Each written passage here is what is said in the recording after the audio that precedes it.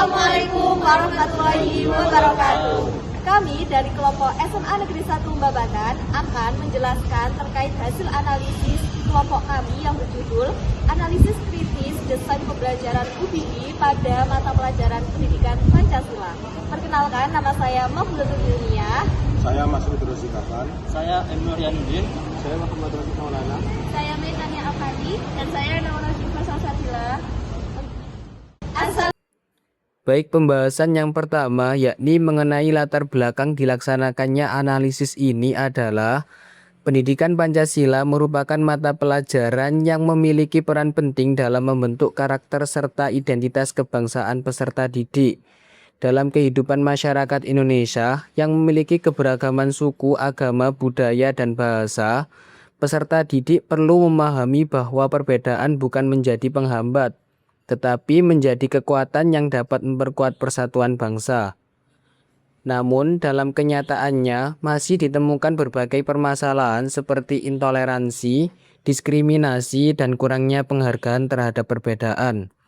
Kondisi tersebut menunjukkan bahwa pembelajaran tidak cukup hanya berorientasi pada penguasaan materi, tetapi juga harus mampu menanamkan nilai dan sikap dalam kehidupan sehari-hari. Oleh karena itu, digunakan pendekatan Understanding by Design atau UPD, di mana pendekatan ini menekankan bahwa pembelajaran dirancang dari hasil akhir yang ingin dicapai terlebih dahulu, kemudian menentukan asesmen, dan setelah itu merancang aktivitas pembelajaran yang sesuai. Melalui pendekatan tersebut, diharapkan peserta didik tidak hanya memahami konsep, tetapi juga mampu menerapkannya dalam kehidupan nyata.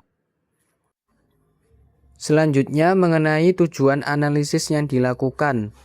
Tujuan pertama yaitu menganalisis desain pembelajaran UPD pada materi keberagaman sebagai kekuatan bangsa dan toleransi. Analisis dilakukan untuk melihat apakah tujuan pembelajaran, asesmen, dan kegiatan pembelajaran telah dirancang secara selaras. Kemudian tujuan berikutnya yaitu mengevaluasi kualitas desain pembelajaran berdasarkan prinsip UPD dan pembelajaran mendalam atau deep learning. Selain itu, analisis ini juga bertujuan memberikan rekomendasi perbaikan terhadap desain yang sudah ada dan menghasilkan desain ulang pembelajaran yang lebih optimal serta sesuai dengan kebutuhan peserta didik. Berdasarkan hasil analisis, terdapat beberapa kekuatan dari desain pembelajaran yang digunakan.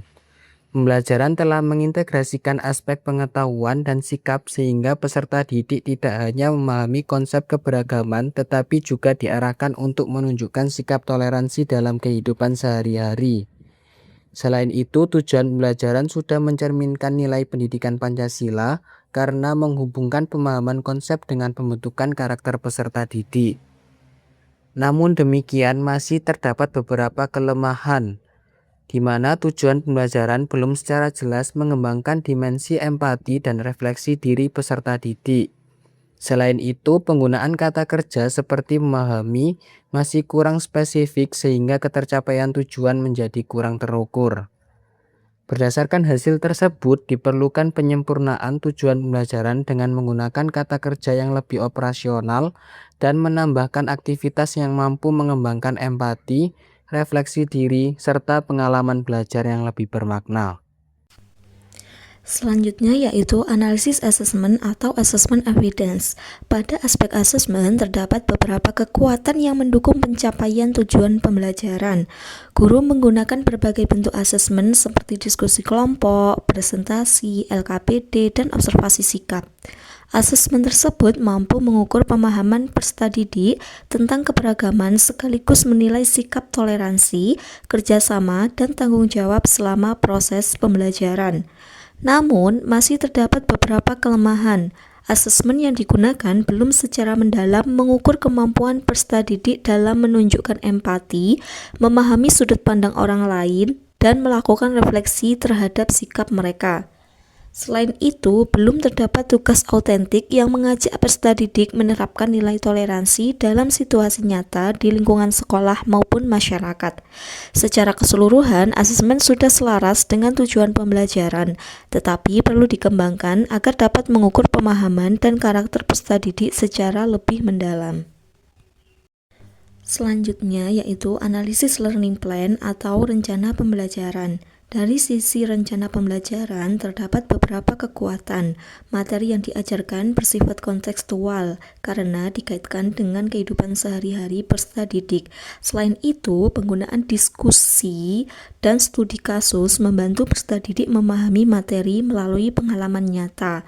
Kegiatan pembelajaran juga mendorong kolaborasi dan komunikasi, sehingga peserta didik dapat belajar bekerja sama, menghargai pendapat, dan menyampaikan gagasan dengan baik. Meskipun demikian, terdapat beberapa kelemahan. Pembelajaran belum menerapkan pembelajaran berdiferensiasi sehingga kebutuhan, minat, dan gaya belajar peserta didik yang beragam belum terakomodasi secara optimal. Selain itu, kegiatan refleksi dan pemecahan masalah autentik masih terbatas sehingga kesempatan peserta didik untuk berpikir lebih mendalam belum maksimal.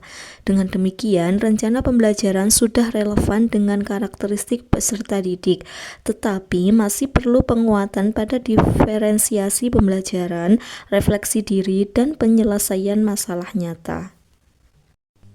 Selanjutnya yaitu dukungan terhadap pembelajaran mendalam atau deep learning. Hasil analisis menunjukkan bahwa pembelajaran telah mendukung prinsip deep learning melalui 3 komponen utama, yaitu meaningful learning, mindful learning, dan joyful learning. Meaningful learning terlihat ketika materi keberagaman dikaitkan dengan kehidupan nyata peserta didik melalui diskusi dan studi kasus sehingga pembelajaran menjadi lebih bermakna. Mindful learning tampak melalui kegiatan refleksi yang membantu peserta didik menyadari pentingnya toleransi dan menjaga perbedaan. Sementara itu, joyful learning diwujudkan melalui diskusi kelompok dan presentasi yang menciptakan suasana belajar aktif, kolaboratif, dan menyenangkan. Selain mendukung deep learning, pembelajaran juga mengembangkan keterampilan abad ke-21, yaitu berpikir kritis, komunikasi, dan kolaborasi.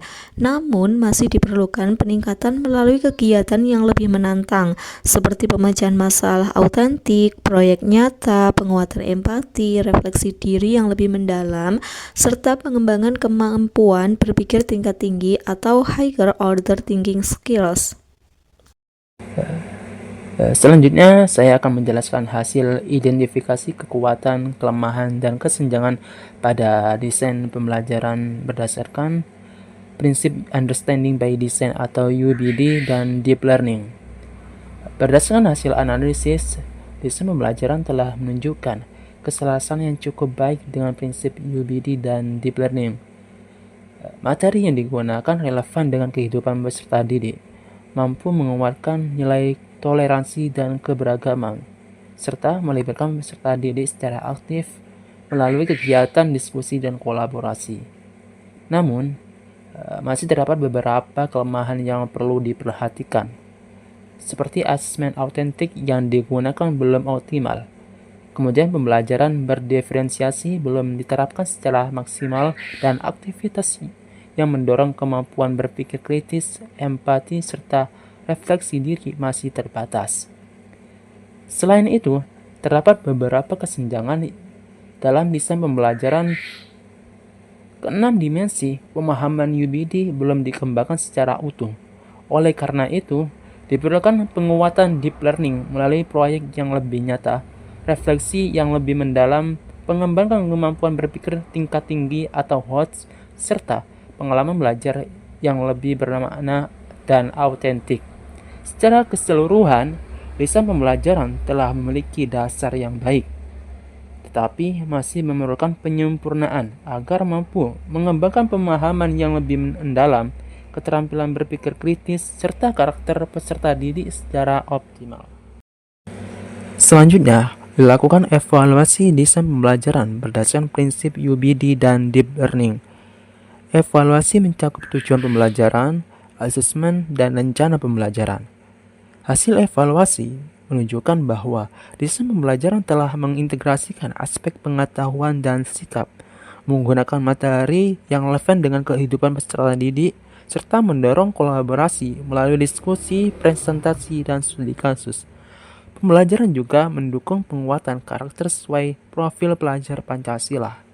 Namun, masih terdapat beberapa kelemahan, seperti tujuan pembelajaran yang masih berfokus pada ranah kognitif, asesmen yang belum optimal dalam mengukur refleksi diri, serta belum terakomodasinya kebutuhan belajar peserta didik yang beragam secara maksimal. Secara keseluruhan, desain pembelajaran telah selaras dengan prinsip UBD, deep learning, dan kurikulum merdeka, tetapi masih perlu penguatan pada aspek assessment, diferensiasi pembelajaran, dan pengembangan kemampuan berpikir tingkat tinggi. Baik, saya akan melanjutkan selanjutnya yaitu rekomendasi. Yang pertama yaitu rekomendasi perbaikan tujuan pembelajaran. Berdasarkan hasil analisis dan evaluasi yang telah dilakukan, tujuan pembelajaran yang semula dirumuskan dalam satu pernyataan direkomendasikan untuk dipisahkan menjadi dua tujuan pembelajaran yang lebih spesifik.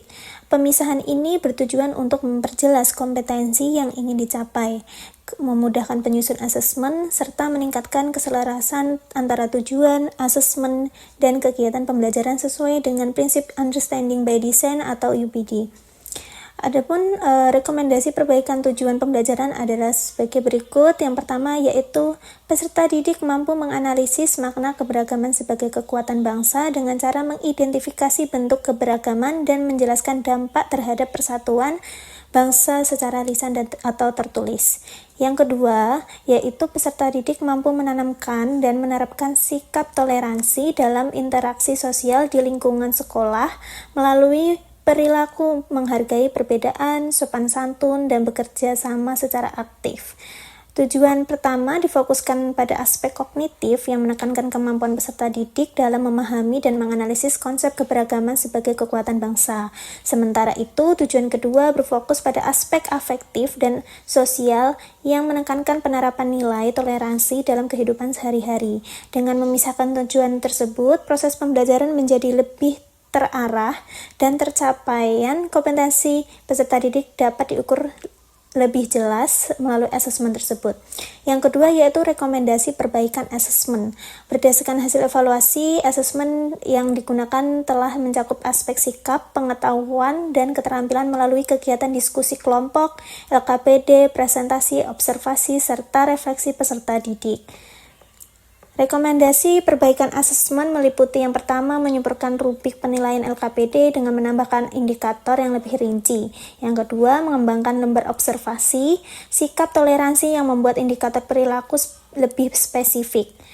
Yang ketiga, menambahkan instrumen penilaian diri. Keempat, yaitu mengembangkan pertanyaan refleksi yang lebih mendalam agar peserta didik tidak hanya memahami konsep, tetapi juga mampu mengaitkan dengan pengalaman pribadi di kehidupannya sehari-hari. Yang kelima yaitu menambahkan asesmen autentik berupa tugas sederhana yang meminta peserta didik mengamati praktek keberagaman dan toleransi di lingkungan sekolah. Yang ketiga yaitu rekomendasi perbaikan kegiatan pembelajaran. Berdasarkan hasil evaluasi, kegiatan pembelajaran yang dirancang telah melibatkan peserta didik secara aktif melalui diskusi kelompok, analisis studi kasus, presentasi, dan refleksi. Nah, rekomendasi perbaikan kegiatan pembelajaran meliputi yang pertama menambahkan kegiatan pematik pada awal pembelajaran berupa video, berita, gambar, atau cerita kontekstual. Yang kedua, memperkaya studi kasus yang digunakan dalam LKPD. Yang ketiga, memberikan kesempatan kepada peserta didik untuk melakukan kegiatan observasi sederhana mengenai bentuk keberagaman yang ada di lingkungan sekolah. Yang keempat, mengembangkan kegiatan diskusi yang tidak hanya berfokus pada identifikasi masalah, tetapi juga mendorong peserta didik mengembangkan berbagai sudut pandang sebelum menentukan solusi. Yang kelima, menambahkan aktivitas kolaboratif yang memungkinkan peserta didik menghasilkan produk sederhana seperti poster, infografis, atau kampanye toleransi. Yang keenam, memperkuat kegiatan refleksi pada akhir pembelajaran melalui pertanyaan reflektif yang mendorong peserta didik mengevaluasi sikap dan perilakunya dalam menghargai keberagaman. Dengan perbaikan tersebut, kegiatan pembelajaran diharapkan mampu memberikan pengalaman belajar yang lebih bermakna, meningkatkan keterlibatan peserta didik, serta mendukung percapaian tujuan pembelajaran secara optimal. Selanjutnya yaitu hasil desain ulang pembelajaran UBD. Yang pertama, identitas pembelajaran. Komponen, mata pelajaran, kelas semester, materi pokok, alokasi waktu. Keterangan, mata pembelajaran Pendidikan Pancasila, kelas 7 semester ganjil, materi pokok keberagaman sebagai kekuatan bangsa dan toleransi dalam kehidupan sosial. Alokasi waktu 4 kali 40 menit atau 2 pertemuan. Yang kedua yaitu dimensi profil lulusan yang diharapkan. Pembelajaran pendidikan Pancasila pada materi keberagaman sebagai kekuatan bangsa dan toleransi diarahkan untuk mendukung pencapaian dimensi profil lulusan. Yang pertama, keimanan dan ketakwaan kepada Tuhan Yang Maha Esa. Yang kedua, kewargaan. Ketiga, kolaborasi. Keempat, penerapan kritis. Kelima, kemandirian. Dan yang keenam, komunikasi. Selanjutnya yaitu tahap 1, hasil yang diinginkan. Keberagaman merupakan kekayaan bangsa yang dapat memperkuat persatuan dan kesatuan Indonesia. Sikap toleransi diperlukan untuk menjaga hubungan yang harmonis dalam kehidupan masyarakat. Menghargai perbedaan merupakan tujuan pengalaman nilai-nilai Pancasila. Pertanyaan esensial, mengapa keberagaman dapat menjadi kekuatan bangsa Indonesia? Apa yang terjadi apabila masyarakat tidak memiliki sikap toleransi? Bagaimana cara menjaga persatuan di tengah keberagaman? Mengapa menghargai perbedaan penting dia terapkan di lingkungan sekolah? Selanjutnya, tujuan pembelajaran. Yang pertama, peserta didik mampu menganalisis makna keberagaman sebagai kekuatan bangsa dengan cara mengidentifikasi bentuk keberagaman dan menjelaskan dampaknya terhadap persatuan bangsa secara lisan atau tertulis. Yang kedua, peserta didik mampu menerapkan sikap toleransi dan interaksi sosial di lingkungan sekolah melalui perilaku menghargai perbedaan, sikap santun, dan bekerja sama secara aktif. Oke, untuk selanjutnya yaitu bukti penilaian atau disebut assessment evidence. Pada tahap ini, peserta didik melakukan analisis studi kasus tentang keberagaman dan toleransi di lingkungan sekolah melalui diskusi kelompok. Hasil analisis dituangkan dalam LKPD dan dipresentasikan di depan kelas. Penilaian dilakukan secara menyeluruh meliputi 4 aspek. Yang pertama, penilaian pengetahuan melalui analisis bentuk keberagaman, dampaknya terhadap persatuan, serta solusi atas permasalahan yang muncul akibat kurangnya toleransi. Kedua, penilaian keterampilan melalui kemampuan presentasi, penyampaian pendapat secara sistematis, dan kemampuan menjawab pertanyaan. Ketiga, penilaian sikap yang mencakup toleransi, penghargaan terhadap pendapat orang lain, kerjasama, dan tanggung jawab dalam kelompok. Dan keempat, penilaian reflektif melalui self-assessment dan refleksi tertulis mengenai pentingnya keberagaman dan toleransi dalam kehidupan sehari-hari. Selanjutnya yaitu mengenai rencana pembelajaran atau learning plan. Pembelajaran dilaksanakan dalam 2 pertemuan. Pada pertemuan pertama, guru membuka pembelajaran dengan video tentang keberagaman masyarakat Indonesia sebagai kegiatan pemantik. Selanjutnya, guru mengajukan pertanyaan esensial dan menyampaikan tujuan pembelajaran. Lalu, peserta didik kemudian dibagi ke dalam kelompok heterogen untuk menganalisis studi kasus yang diberikan. Mereka mendiskusikan bentuk keberagaman, dampaknya terhadap persatuan, sikap toleransi yang muncul dalam kasus, serta solusi yang dapat diterapkan. Lalu, hasil diskusi dituliskan pada LKPD, sementara guru membimbing dan mengamati proses diskusi. Kegiatan ditutup dengan penyimpulan materi, umpan balik, dan refleksi singkat. Untuk pertemuan kedua, guru mengulas materi sebelumnya dan mengaitkannya dengan kehidupan nyata peserta didik. Setiap kelompok mempresentasikan hasil analisisnya, kemudian kelompok lain memberikan tanggapan dan pertanyaan. Guru memberikan penguatan mengenai pentingnya keberagaman sebagai kekuatan bangsa dan penerapan sikap toleransi. Setelah itu, peserta didik mengerjakan self-assessment dan refleksi akhir. Pembelajaran ditutup dengan penyimpulan materi, pemberian umpan balik, serta pesan untuk menerapkan sikap toleransi dalam kehidupan sehari-hari. Baik, untuk selanjutnya adalah kesimpulan. Kesimpulan berdasarkan hasil analisis dan evaluasi terhadap desain pembelajaran Understanding by Design atau UBD pada mata pelajaran pendidikan Pancasila, materi keberagaman sebagai kekuatan bangsa dan toleransi, dapat disimpulkan bahwa desain pembelajaran yang disusun telah menunjukkan keselarasan yang cukup baik dengan prinsip-prinsip UBD dan pembelajaran mendalam atau deep learning. Hal tersebut terlihat dari keterpaduan antara tujuan pembelajaran, asesmen, dan kegiatan pembelajaran yang berorientasi pada pemahaman konseptual sekaligus pembentukan karakter peserta didik. Tujuan pembelajaran telah mengintegrasikan aspek pengetahuan dan sikap melalui pengembangan pemahaman mengenai keberagaman serta penerapan sikap toleransi dan dalam kehidupan sehari-hari.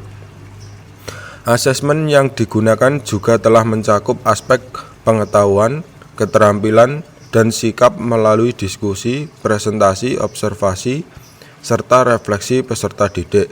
Selain itu, kegiatan pembelajaran yang bersifat kolaboratif dan kontekstual mampu mendukung keterlibatan aktif peserta didik serta menciptakan pengalaman belajar yang bermakna. Meskipun demikian, hasil analisis menunjukkan bahwa masih terdapat beberapa kelemahan yang perlu disempurnakan. Tujuan pembelajaran belum sepenuhnya mengakomodasi 6 dimensi pemahaman dalam Understanding by Design atau UBD, khususnya aspek empati dan self-knowledge. Asesmen autentik yang mampu mengukur kemampuan berpikir kritis, refleksi diri, dan kemampuan melihat berbagai perspektif juga masih perlu diperkuat. Di samping itu, penerapan pembelajaran berdiferensiasi dan aktivitas pemecahan masalah autentik belum terlihat secara optimal. Melalui proses evaluasi dan desain ulang pembelajaran, diperoleh rekomendasi perbaikan berupa penyempurnaan tujuan pembelajaran, pengembangan asesmen autentik, penguatan refleksi diri, serta penambahan aktivitas pembelajaran yang lebih kontekstual dan menantang. Dengan demikian, desain pembelajaran yang telah diperbaiki diharapkan mampu mendukung terciptanya pembelajaran pendidikan Pancasila yang lebih bermakna, mendalam, dan relevan dengan kebutuhan peserta didik serta tuntunan kurikulum merdeka. Saran, berdasarkan hasil analisis dan evaluasi yang telah dilakukan, terdapat beberapa saran yang dapat dijadikan pertimbangan dalam pengembangan desain pembelajaran pendidikan Pancasila berbasis Understanding by Design atau UBD, yaitu sebagai berikut. Guru diharapkan mampu merumuskan tujuan pembelajaran secara lebih spesifik dan terukur dengan menggunakan kata kerja operasional yang sesuai agar ketercapaian kompetensi peserta didik dapat dinilai secara lebih jelas. Kemudian, guru perlu mengembangkan asesmen autentik yang tidak hanya mengukur penguasaan konsep, tetapi juga kemampuan berpikir kritis, empati, refleksi diri, dan penerapan nilai toleransi dalam kehidupan nyata. Kegiatan pembelajaran sebaiknya lebih banyak melibatkan pemecahan masalah kontekstual, observasi, lingkungan proyek sederhana, dan aktivitas reflektif agar peserta didik memperoleh pengalaman belajar yang lebih bermakna dan mendalam. Selanjutnya, penerapan pembelajaran berdiferensiasi perlu diperkuat agar kebutuhan, minat, dan karakteristik belajar peserta didik yang beragam dapat terakomodasi secara optimal. 5. Sekolah diharapkan memberikan dukungan terhadap pengembangan kompetensi guru dalam menerapkan pendekatan Understanding by Design dan Deep Learning melalui pelatihan workshop maupun kegiatan kolaboratif antar guru. 6. Yang terakhir, 6. Penelitian dan pengembangan lebih lanjut mengenai implementasi Understanding by Design dalam pendidikan Pancasila perlu dilakukan agar diperoleh model pembelajaran yang semakin efektif dalam membentuk karakter peserta didik sesuai nilai-nilai Pancasila dan dimensi profil lulusan.